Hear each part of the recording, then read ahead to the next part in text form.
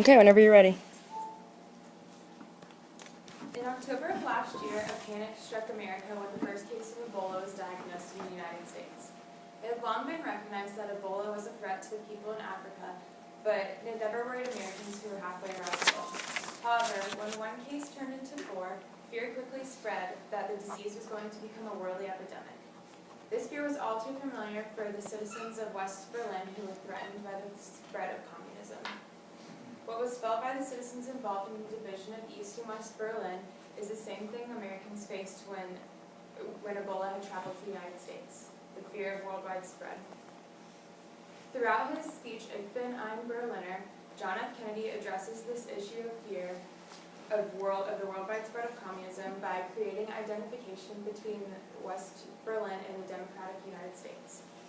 JFK created this identification between West Germans and Americans by first connecting with his audience, second, affirming his and the United States support of West Berlin, and third, by pointing out that the free world is superior to communism. JFK speaks German to strengthen the morale of the German people. In his speech, he uses the phrase, Ich bin ein Berliner. He traveled to Germany to show his and the United States support for democratic West Berlin over communist East Berlin. By using this phrase early on in his speech, he's able to capture the attention of the Germans. He attempts to connect with them by speaking their own language. This phrase translates to I am a Berliner, which shows his personal responsibility to the German people. According to speech critic Russell Warza, JFK also quotes the mayor of Berlin by calling the wall divisive. This further shows his connection to the city because it demonstrates that he's been in communication with the city's mayor. According to the award-winning academic resource Writing Commons, speaking the language of the audience also helps the speaker to make their point. To be an effective speaker, one must use a language that is audience-centered rather than writer-centered. The speaker has to transcend their own perspective and be able to consider the needs and interests of their audience. JFK puts the needs of his audience first by attempting to connect with them through the German language. This helps him to create identification between himself and the West Berliners.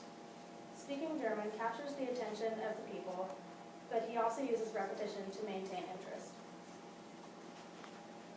Kennedy uses repetition to empower his West Berlin audience. For example, Kennedy states, "Let them come to Berlin" 5 times throughout his speech, and also says, "Ich bin ein Berliner" twice. By using the phrase multiple times, even once in German, he is able to emphasize that West Berlin is more desirable because of its freedom. If he were to only say the phrase once, the audience's attention may not be captured. But because he says it multiple times, it's more likely to stick in their minds and make a bigger impact. Kennedy can relate each point he makes about the communist world back to his point that West Berlin is free. For the same reason, Kennedy says Ich bin ein Berliner a second time at the end of the speech to wrap up the speech with repetition of the central idea that the U.S. supports West Berlin. Also, according to the author Florian Mueck, Kennedy built a strong bond with his audience by saying, "Let them come to Berlin." By saying this phrase, he is stating that we are here in Berlin, that we know about our democracy, and that the communists can come to us. The repetition shows Kennedy's connection to the audience. This use of repetition is called an epistrophe, which is repeating the phrase at the end of succeeding clauses. By using this device, Kennedy makes his point of identifying the U.S. with West Berlin more memorable. Repetition of the phrase, "Let them come to Berlin," also allows Kennedy to take a jab at the Soviet Union. Repetition of this phrase directly says this is still one of the premier cities, but it also indirectly takes a jab at the Soviet Union by saying you have not and you cannot ruin this city. Now, Kennedy uses rhetoric like this throughout his speech to portray the Soviet Union and the USSR in a way that makes the free world seem superior to them. And according to CountryData.com, 4/5 of Germans were actually Western Germans at the time. And this is important because it gives his speech credibility.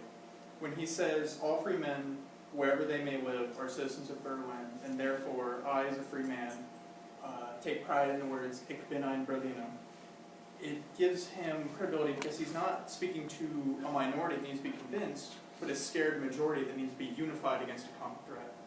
And this is important because he's turning them into a symbol of freedom.